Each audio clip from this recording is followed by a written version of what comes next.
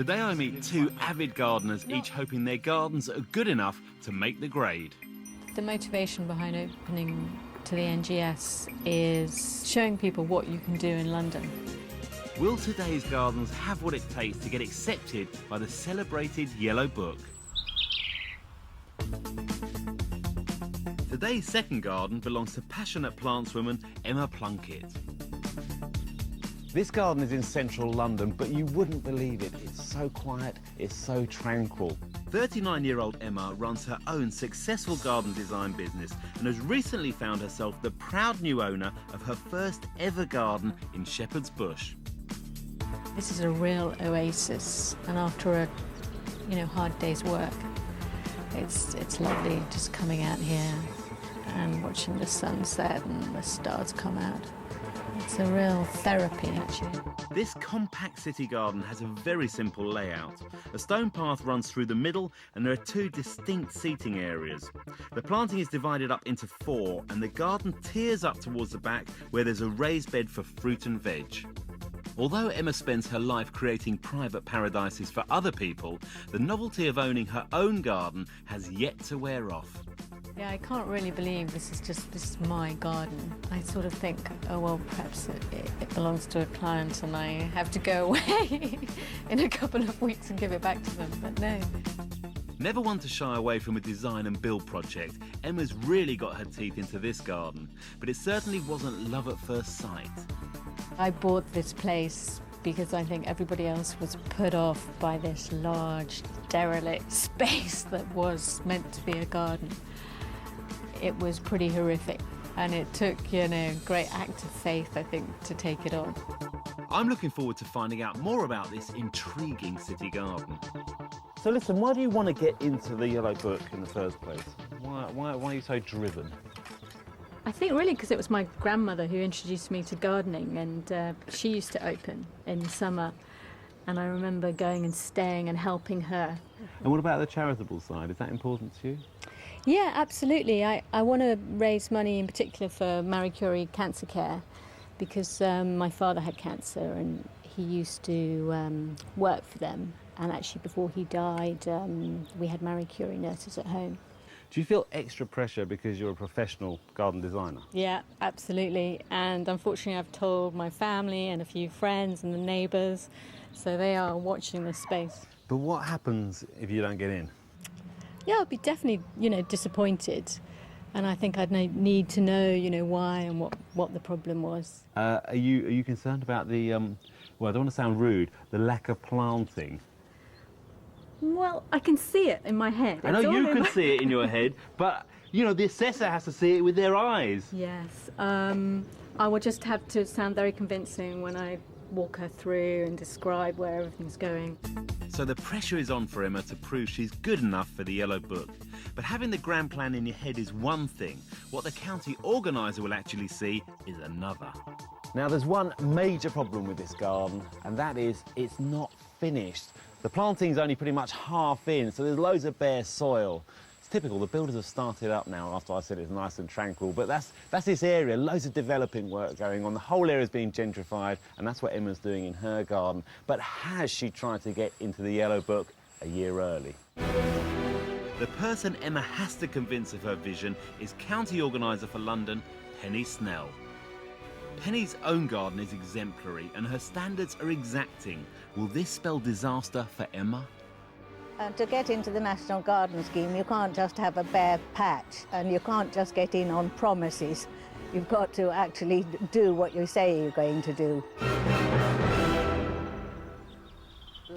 In London, county organiser Penny is really having to use her imagination for Emma's final feature. You've got a very big project here, I can see. There's a lot of work to be done. What are your plans? Well, this is going to be my raised vegetable plot, and I plan to grow things like courgettes and beans and tomatoes. That would be lovely. It's quite unusual to have a nice big vegetable patch in a small London garden. Yes. There's a lot of work to do here for you, though, isn't there? Both gardens have been scrutinised. The assessments are over and it's time for the results. There's obviously an awful lot still to do with all the planting. But the planting bit is fun, so it doesn't take, you know, it's not too onerous, is it? This front board here does need a little bit more colour in it. It would definitely improve it to have some colour in it. And I think there could be a health and safety issue with the steps in the back. Yeah. I'm a little bit worried about the fact that it's a very new garden, so it's a matter of allowing the garden to mature for a while. So is it a yes or no for Emma? I think we couldn't open it this year. It's a bitter blow for garden designer Emma. A rejection from the scheme was not what she was expecting. Well, I'm disappointed that the county organiser doesn't think the garden will be ready this year, but she's being perhaps a bit more realistic than I am. But all is not lost, as the county organiser will return later in the year to reassess the garden, and Emma could be listed for next year. 2 weeks later and I'm back in London. I'm determined to help garden designer Emma get her city sanctuary into the Yellow Book. So commiserations, Emma. You didn't quite make it. Not this year, I'm afraid. At the moment, Emma's chances are being severely hampered by the sheer scale of the work left to do, and one of the biggest projects she has to complete is the raised veg bed. So what about this soil then? What's underneath there? Oh, okay. Looks pretty good, doesn't it? Quite nice stuff, isn't it? Are you going to have to let go of your designer instincts when it comes to this veg? Or do you want it to look great and be productive at the same time? Or do you want it just to be productive?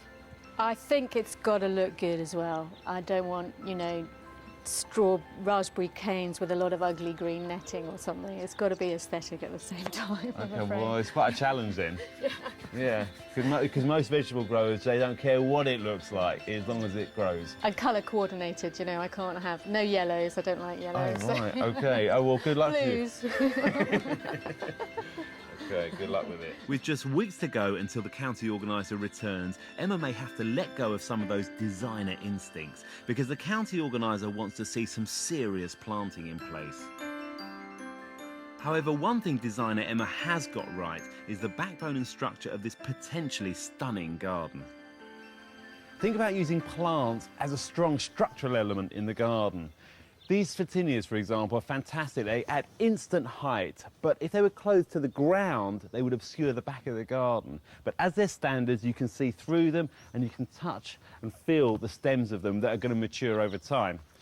These beech give a completely different feel, much more textural, much more naturalistic, and in a mild winter they'll hold onto their foliage like that, and then the new growth will come through. But for an evergreen plant, you simply can't beat box. Look at this, a lovely clip box, evergreen, a graphic element in the garden. But simple division really adds to the structure and the complete design of the garden as a whole. Both gardeners are now pushing to complete the work needed to satisfy the county organisers. In London, the countdown is on for landscape designer Emma until her reassessment, and her garden is really starting to come together. No, I'm happy with the way it's progressing, particularly because it's rained so much. All the plants have really taken off, and I don't think I've lost any. And I've been harvesting vegetables. Lots of flowers are out. No, it's great. Emma's biggest challenge was to overcome the lack of planting and to complete the raised vegetable area. Despite all her hard work, Emma still has a major concern about her garden. There are a few things that aren't quite right. I mean, this is still a very new garden. So there are areas where the plants haven't yet filled the spaces. With the reassessment only days away, does she think she's done enough? I'm looking forward to seeing Penny's reaction and getting some feedback, and you know, she might look at some things and say, oh, they don't fit together, and you know, we'll talk it over and things. I think she'll be surprised. Here.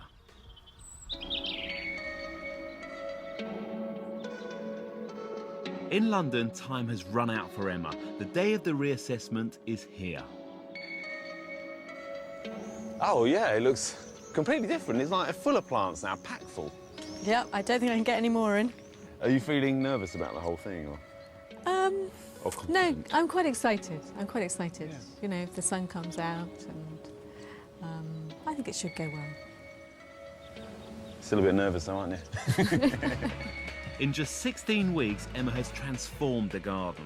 Once bare beds are now packed full of colour and overflowing with lush greenery. Even the vegetable patch is in full working order. Emma has invested all she can, but now the fate of her city sanctuary lies with the county organiser. How are you? Hi Penny, I'm very well, and you? Good, yes, I'm fine, thanks. I'm longing to see the garden again. Well, come on in. Oh, Emma, I love the way you've got your herbs, haven't they, established beautifully? A lovely time. I love that variegated one. Yes, I'm hoping it'll make a carpet.